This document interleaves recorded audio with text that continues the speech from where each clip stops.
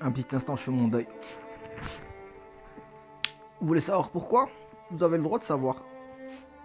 Parce que vous savez, c'est la fin. C'est la fin d'une série. C'est la fin d'une série que j'aime tant. Bon, je vais pas faire les philosophes. Les raisons pour lesquelles il y a une phrase qui dit tout début a une fin. Mais bon, à cœur ou contre cœur, il faut accepter. Car c'est le destin. Plus sérieusement, bonsoir à vous tous. Fouet de la Panthère. J'espère que vous allez bien. Ce serait pas sincère de ma part si je vais bien ou pas. Mais bon, malgré ça, bienvenue dans ma nouvelle vidéo, dans mon nouveau débrief série. Sujet intitulé de la saison 8 de Arrow. Bien sûr, avant de commencer le débrief, il faut que je vous précise que je ne vais pas parler uniquement de la saison 8. Bien sûr, je vais parler de l'ensemble de la série Arrow. Car la saison 8, c'est la dernière saison de cette série. Et de plus, cette série vient de s'achever en plein début de l'année 2020. Bien sûr, avant de vous parler de la série, nous allons revenir aux origines de la série Arrow.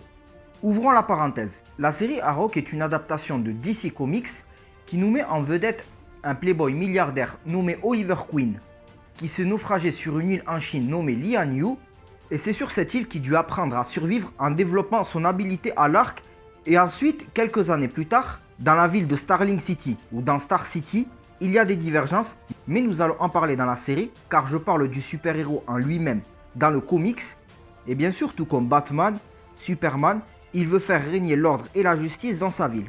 Et en plus, au niveau de son costume, hormis qu'il soit équipé d'un arc et des flèches, au niveau de sa tenue vestimentaire, il est vêtu d'une tenue en vert et d'une capuche et d'un masque en tout de couleur verte, et ça fait partie des raisons pour lesquelles ce super-héros est appelé Green Arrow. Fermons la parenthèse. Au niveau de cette série, la série est réalisée par le réalisateur Greg Berlanti. Au niveau du casting, il y a quand même des acteurs connus, mais par contre, le rôle principal, Oliver Queen, le super-héros Green Arrow, est interprété par un acteur pas trop connu auparavant, nommé Stephen Amell. Et c'est cette série justement qui l'a fait connaître. Bien sûr, au niveau des acteurs connus, bien sûr, dans ce débrief, je vais en parler dans l'ensemble de la série, car il y a eu plusieurs saisons, de la première jusqu'à la saison 8. Et je vous préciserai dans chaque saison quels sont des acteurs qui sont connus mondialement.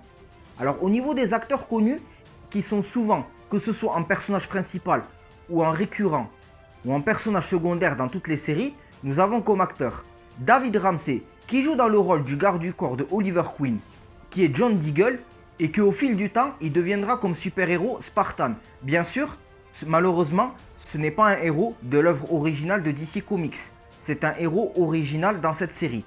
Ensuite, comme acteur connu, nous avons aussi John Barrowman, connu pour avoir joué dans le rôle du capitaine Jack Harkness dans la série Doctor Who. Mais après, ensuite, comme acteurs principaux, malheureusement, ce sont des acteurs pas trop connus qui ont réussi à se faire connaître dans les séries. Car après être acteur dans une série ou dans le cinéma, c'est vraiment différent. Car les séries, contrairement à des films, c'est extrêmement long. Par exemple, il peut y avoir des acteurs connus dans le monde du cinéma qui peuvent être à la fois des acteurs de films et des séries, comme par exemple Cillian Murphy, qui est connu pour avoir joué beaucoup de films et qui est la star principale de la série Peaky Blinders. Fermons la parenthèse. Au niveau de cette série, la série contient 8 saisons. Dans chaque saison, elle retrace la vie de Oliver Queen dans le présent et dans son passé, dans les flashbacks, comment il est devenu Green Arrow. Et c'est quand même un scénario original. Parce que c'est vrai que dans le comics, il avait échoué sur cette île. Bon après, je vous mens pas, je n'ai pas assez lu le comics, je me suis quand même renseigné. J'ai quand même lu des bandes dessinées sur le personnage Green Arrow, mais pas en entier, parce qu'il peut y avoir quand même des versions alternatives. Parce qu'après, dans son passé, les choses quand même ne sont pas faites à la va-vite comment il est devenu Green Arrow. Parce qu'au début, avant d'échouer sur cette île, il fut accompagné par son père et un garde du corps et la sœur de sa petite amie. Au moment que le bateau échoue et coule, il ne resta plus que Oliver, son père et le garde du corps. Son père tua le garde du corps.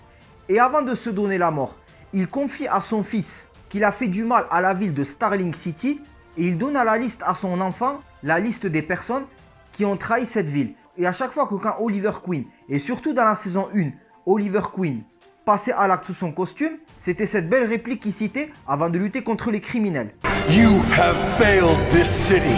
Après bien sûr, il serait extrêmement long de ma part de vous raconter tous les flashbacks qui se sont passés, car en plus, pour information, j'ai oublié de vous dire, la série a vu le jour en 2012. Et en France, elle est sortie 2 ans après, en 2014 sur TF1, et que j'ai commencé à la suivre à partir de cette année-là. Sachant que dans cette série, j'en suis très fan, mais il y a beaucoup de choses que j'ai oubliées dans cette série. Pardonnez-moi d'avance, mais par contre, ceux qui ont bien suivi cette série, dites-moi les choses importantes que j'ai oubliées dans l'espace commentaire. Revenons à notre sujet. Reprenons. Après le fait qu'il soit échoué sur cette île, il rencontra un mentor qui lui apprenait le tir à l'arc, la méditation, jusqu'à qu'il rencontra un mercenaire, Slade Wilson, qui sera le futur Deathstroke, qui est interprété par Manu Bennett, connu pour avoir joué dans la série Spartacus. C'est à partir de la saison 1 jusqu'à la saison 2, il lui apprenait les techniques de combat, jusqu'au moment la fille du mentor Oliver Queen, nommée Shadow, soit tuée par l'antagoniste du flashback de la saison 2. Slade Wilson s'injecta un produit nommé le Mirakuru, il succombera à sa folie jusqu'à vouloir lutter contre Oliver Queen. Slade Wilson perdra son œil et ça fait partie des raisons pour lesquelles il se nomma Deathstroke. Et bien sûr, ce que j'ai remarqué dans cette série, comme je vous ai dit, il y a à la fois dans chaque épisode le flashback et le présent, et cette série possède l'antagoniste principal pour le flashback, l'antagoniste principal pour le présent.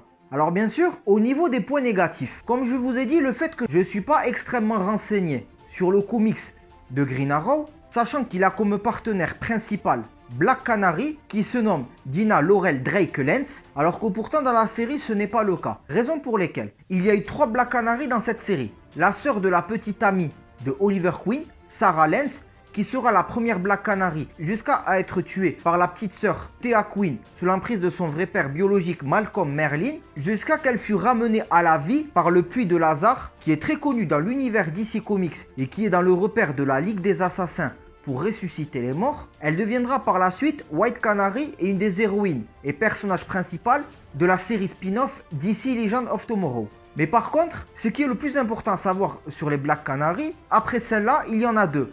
Il y a Laurel Lance et Dina Drake. Sachant que Laurel Lance, qui est l'ex-petite amie de Oliver Queen et qui est de la même ville de ce dernier, parce que dans cette série, elle est la fille du capitaine Quentin Lance, qui est le chef d'un inspecteur de police et ensuite après qui devient le chef de la police et carrément le maire de la ville. Elle devena Black Canary et combatta aux côtés de Green Arrow jusqu'à qu'elle se fasse tuer par le sorcier Damien Dark, qui est l'antagoniste principal de la saison 4, interprété par Neil McDonough. Et c'est à partir de la saison suivante qu'il y a une nouvelle Black Canary qui apparaît sous le nom de Dina Drake, venant de Central City, la ville natale de Barry Allen, qui n'est autre que le super-héros Flash, parce que le pouvoir de Black Canary, car celui de Laurel Lance, c'est grâce à un appareil d'une puissante technologie. Par contre, pour Dina Drake qui est de Central City, après l'explosion de Starlab dans la série Flash, et aussi dans l'épisode 8 de la saison 2 de Arrow, Barry Allen, qui n'a pas encore ses pouvoirs, qui n'est pas encore devenu Flash, qui est policier scientifique et qui vient aider la team Arrow, et en plus, et c'est Barry Allen qui offra le masque pour compléter la tenue de Green Arrow à Oliver Queen, et bien dans cet épisode, vers la fin, et y compris dans la première saison de Flash, nous voyons l'explosion du laboratoire de Star Labs, et cette explosion transforma une partie de la population en méta-humain, et ce fut le cas pour Dina Drake, qui est policier à Central City. Alors moi je vais en dire mon verdict. C'est vrai que c'est bien beau d'avoir fait 2 héroïnes, mais je trouve que ça a été superflu. Ils ont coupé l'héroïne en 2. Ça veut dire que l'identité de Black Canary est aussi coupée en 2. 2 personnalités différentes. Moi je trouve que quand même ça a été superflu. Et aussi au niveau de l'autre point négatif. Dans le comics, Green Arrow, Oliver Queen a des sentiments pour Black Canary. Mais tandis que dans la série, ça a été vite fait le cas au début, mais ça n'a plus été le cas à partir de la saison 2 ou de la saison 3. Vu que ça fait longtemps que j'ai pas regardé cette série, comme je vous ai dit, corrigez-moi à l'espace commentaire.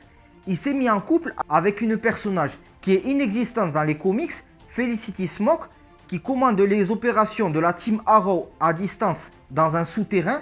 Et jusqu'à la fin de la saison, ils se sont mariés et eu un enfant, alors que pourtant, dans le comics, c'est pas le cas. Moi, je trouve quand même c'est grave, parce que Green Arrow et Black Canary, c'est un couple très important dans l'univers DC Comics. Toujours dans les points négatifs, moi j'ai trouvé qu'il y a quand même de la contradiction. Parce que vous savez, à la fin de la saison 6, il est déjà démasqué la population de sa ville, Starling City, qui est devenue Star City au fil du temps. Ils ont vu et su que Oliver Queen et Green Arrow n'en faisaient qu'un. Malgré par exemple que John Diggle ou son pupille Roy Harper ou d'autres personnes se faisaient passer pour Green Arrow. Et le fait qu'ils ont su, Oliver Queen continua à passer à l'acte, mais sans son masque et sa capuche. moi je trouve quand même ça a été trop précoce de l'avoir démasqué. Vous allez me dire que oui, la vérité monte par les escaliers. Certes, mais je trouve quand même ça a été trop tôt de découvrir la vraie identité de Green Arrow. Parce que pourtant, si on creuse plus profond dans DC Comics, très peu de gens savent que Bruce Wayne et Batman n'en font qu'un. Comme par exemple le docteur Hugo Strange, l'homme mystère. Même son meilleur ennemi, le Joker, ne sait pas qui est Batman, car même le Joker ne veut pas que Batman soit démasqué. Alors le fait que Oliver Queen combattit le crime après être sorti de prison, il le faisait avec sa tenue, mais sans sa capuche et son masque. Moi je trouve que dans la saison 7, il n'y avait rien d'effrayant, c'était pas sombre comme les saisons précédentes. Moi je trouve que celui qui a fait le scénario de la saison 7, c'est vraiment vulgaire de sa part. Parce que les raisons pour lesquelles, dans la saison 8, Oliver Queen remet son masque et sa capuche. Là on est d'accord que c'est vachement contradictoire. Maintenant, fin des points négatifs et passons aux points positifs. Au niveau des points positifs, quand vous voyez dans le premier épisode de la saison 1 de Arrow, et même carrément de la série, quand vous voyez que Oliver Queen arrive à trouver un moyen de secours afin de s'échapper de l'île, et grâce à ses entraînements qu'il a entamés sur l'île, que ce soit les entraînements physiques et les entraînements au tir à l'arc, le fait qu'il s'échappa et revenant dans sa ville natale, le fait que j'ai lu dans le comics et même dans des adaptations animées, je trouve que c'est similaire. Et au niveau jeu d'acteur, Stephen Amell interprète bien Oliver Queen. Le fait d'être un naufragé sur l'île, quand il joue le playboy milliardaire, ou même quand il enfile son costume, et quand il passe à l'action en tant que Green Arrow, moi je trouve que Stephen Amell, ce serait difficile de l'oublier grâce à ce super-héros de DC Comics. Car en plus, il a même prêté sa voix pour les jeux vidéo de DC Comics, dans le jeu de combat Injustice et dans Lego Batman, dans le rôle de Green Arrow. Oui, vous l'avez bien entendu. Et même dans cette série, c'est très fidèle à DC Comics, car c'est très sombre dans l'ensemble, car pour rappel, DC Comics, que ce soit dans les adaptations en série animée ou en film, c'est très sombre dans l'ensemble. En ce qui concerne pour le casting, on a aussi comme un grand acteur du cinéma, Dolph Lundgren. Après Ivan Drago, il revient pour jouer dans le rôle d'un grand chef d'une mafia russe, nommé Konstantin Kovar. Bon, par contre, il n'existe pas dans le comics, c'est un personnage original de la série. Par contre, le jeu d'acteur est surprenant, car après Ivan Drago, il interprète bien un méchant russe. Il est très déterminé, il a une soif de pouvoir. Il est déterminé et obsédé pour éliminer Oliver Queen.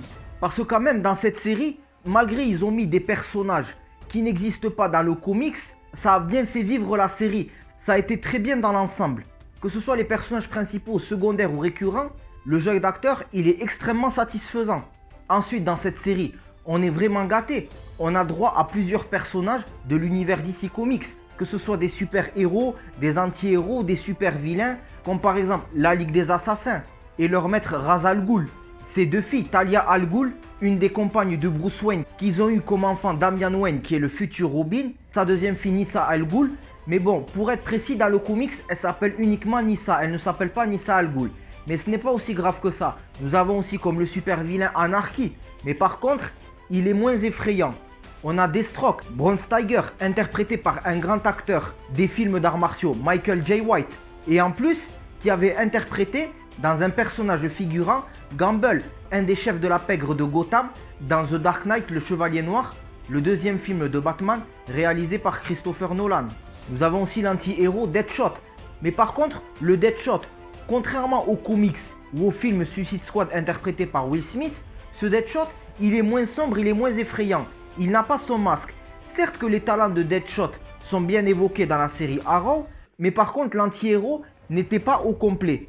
Nous avons aussi Malcolm Merlyn, car à la base, dans le comics, Green Arrow a comme ennemi l'Archer Noir ou The Dark Archer comme vous préférez, et qui respecte bien la biographie du personnage du comics. Il s'appelle uniquement Merlyn, malgré dans la série il s'appelle Malcolm Merlyn, mais au niveau de la biographie, cet Archer Noir qui est l'ennemi de Green Arrow était un membre et formé par la Ligue des Assassins. Et c'est le cas dans la série. Comme autre personnage de DC Comics, on a aussi le Captain Boomerang, qui est l'ennemi de Flash, que ce soit dans le film Suicide Squad ou dans la série The Flash. Et même en parlant de la Suicide Squad, il y a l'Argus, l'agence gouvernementale, même la Suicide Squad est présente. Et c'est la même chose que dans le film ou dans le comics. C'est détruire le mal par une équipe de super vilains et comme récompense, ils ont une réduction de peine.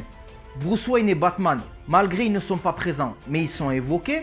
Après ensuite, si j'en ai oublié, N'hésitez pas à laisser dans l'espace commentaire. Mais bien sûr, après, comme autre personnage de DC Comics, nous avons aussi les autres personnages des autres séries spin-off de la Arrowverse. Mais on va en parler. Après, en ce qui concerne pour la saison 8 de Arrow. La saison 8, qui est aussi la dernière saison, ne comporte que 10 épisodes. Mais bon, c'était pour permettre de justifier la fin. Et je trouve que quand même, les choses se sont faites très vite. Parce qu'avant la saison 8, il faut que vous sachiez, il y a eu un crossover des 3 personnages de la Arrowverse, Supergirl, Flash et Green Arrow, qui se nomme comme crossover Hells et Ward, dont le Monitor apparaît dans une dimension parallèle, il change les destinées, il met à l'épreuve ces 3 super-héros. Ensuite, une fois que le test est réussi, Green Arrow proposa un pacte avec le Monitor d'épargner Supergirl et Flash en échange de sa vie. Et au dernier épisode de la saison 7, le Monitor apparaît pour dire à Green Arrow que les choses vont commencer, qu'il va y avoir une crise infinie dans les autres dimensions parallèles et ça va donner naissance à un nouveau crossover de 5 épisodes qui sera dans chaque série de la Arrowverse qui se nommera Crisis of Infinite Earths, la crise dans les terres infinies, dont le premier épisode de ce crossover commence dans le 9e épisode de la saison 5 de Supergirl, qui se poursuit dans le 9e épisode d'une nouvelle série de la Arrowverse, Batwoman, et qui se continue dans l'épisode 6 de la saison 6 de Flash, et ensuite dans l'épisode 8 de la saison 8 de Arrow, et qui se termine dans le premier épisode de la saison 5 DC Legends of Tomorrow. Dans le premier épisode de crossover, Oliver Queen et ses autres acolytes lutta contre une invasion dans la Terre 38 qui est la Terre de Supergirl. Il sacrifia sa vie, il succomba à ses blessures car le Monitor l'avait prévenu dans le dernier épisode de la saison 7 de Arrow. Il avait prévenu qu'il a vu mourir. À contre-cœur, Oliver Queen accepta, mais par contre, il se précipita à se sacrifier. Ensuite, il fut ramené à la vie dans une autre dimension parallèle, dans le puits de Lazare. Bien sûr, son corps fut réanimé, mais sauf son humanité. Ils essayèrent de le chercher dans une autre dimension parallèle. Par contre, dans le 4e épisode de ce crossover, qui est l'épisode 8 de la saison 8 de Arrow, il apparaît comme un autre personnage, le Spectre, qui est à la fois Oliver Queen, Green Arrow et une autre personne. Il lutta contre l'anti-Monitor, qui est la forme négative du Monitor. Il sacrifia sa vie. Au moment où il agonisa, toutes ces dimensions parallèles fusionnèrent et forma une seule Terre qui se nomme Terre Prime. Et ensuite, dans ce dernier épisode de ce crossover, il lui rend un très bon hommage, même à la fin, que ce soit les citoyens et même les super-héros lui rendent un grand hommage. Et franchement, c'est très touchant et c'est vachement émouvant. Je vais finir par verser des larmes là. Plus sérieusement, en ce qui concerne pour ce crossover Crisis of Infinite Earths, promis, je vous ferai une vidéo encore plus approfondie avec plus de détails. Et bien maintenant, je vais en conclure la série. Et bien franchement, cette série, c'est vraiment du lourd. Moi personnellement, le fait que j'aime beaucoup l'univers de DC Comics, je valide cette série. Je vais pas faire quand même le philosophe. C'est pas tout blanc tout noir. À plus de 70%, ça respecte le comics de Green Arrow. Ça respecte le super-héros. Parce qu'encore une fois, Stephen Amell interprète bien Oliver Queen, Green Arrow. Parce que vous savez, même il y a eu un Green Arrow dans la série Smallville. Mais celui-là était catastrophique. Mais tandis que Stephen Amell, que ce soit au niveau du physique, au niveau de la présence cynique, au niveau jeu d'acteur, mais faut dire ce qui est. Moi je suis sûr, si admettons un autre studio de DC Comics font un film de Green Arrow, ils trouveront un acteur qui n'aura pas le même talent que Stephen Amell. Parce que Oliver Queen, avec son bouc, ou même Green Arrow avec son masque, le cosplay, tout ça est très bien respecté. Parce que pourquoi moi d'un côté je trouve que c'est dommage que la série se termine? Parce que grâce à cette série, on a eu le droit à d'autres séries spin-off. La Arrowverse, comme la série Flash, la série Supergirl, la série DC Legends of Tomorrow. Et même une nouvelle série vient de sortir, la série Batwoman, qui est centrée sur la super-héroïne de Batwoman, qui est la cousine de Bruce Wayne. Et même grâce aussi à cette série, il y a une série officielle et en préparation dans la Arrowverse, Superman et Lois. Vous allez me dire, oui mais parce qu'il y a eu Supergirl. Certes, mais Supergirl est arrivée grâce à la série Arrow. C'est à cette série qu'on doit tout ça. Après bien sûr, il y aura une suite, sachant que c'est la fin de cette série. Mais Stephen Amell, dans le dernier épisode du crossover de Crisis of Infinite Earths, avait dit une nouvelle ère est en train de se créer. Parce qu'en ce qui concerne la suite, ce sera Green Arrow et les Canaries, qui est sa fille Mia Queen, qui va enfiler le costume de son père. Mais est-ce que Stephen Amell réinterprétera Oliver Queen et Green Arrow dans la nouvelle suite qui sera consacrée sur sa fille et les Black Canaries, qui se nomme Green Arrow et les Canaries, est-ce qu'il apparaîtra dans cette série ou dans d'autres épisodes de la Arrowverse? Franchement, c'est possible. Mais s'il réapparaîtra, j'espère que ce sera le même jeu d'acteur ou sinon encore meilleur. Parce qu'après la série Breaking Bad, la série Arrow, c'est ma deuxième série préférée. Parce que moi j'ai kiffé même au niveau des scènes d'action, au niveau des scènes d'arts martiaux, des scènes de combat. Même les tirs à l'arc sont bien faits. Que ce soit fait par Green Arrow ou l'archer noir Malcolm Merlyn ou même son pupille Roy Harper alias Arsenal qui était présent dans cette série et que j'ai oublié de vous citer dans les personnages de l'univers DC Comics. Mais est-ce que dans la suite Green Arrow et les Canaries, il y sera aussi? Moi je l'espère.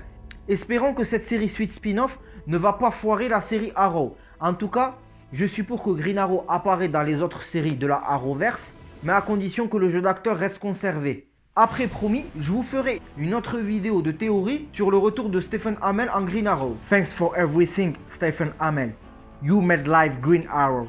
Merci pour tout, Stephen Amell. Vous avez fait vivre ce super-héros Green Arrow avec votre talent d'acteur. Et oui, ça mérite un remerciement d'un grand fan de la série. C'est plus fort que moi. Ça me dépasse. C'était Fouad la Panthère. Si tu as aimé cette vidéo et si tu as aimé valider la série Arrow et tu valides ce que je dis, like un petit pouce bleu, partage cette vidéo et abonne-toi à ma chaîne. Goodbye Stephen Amell. Salut!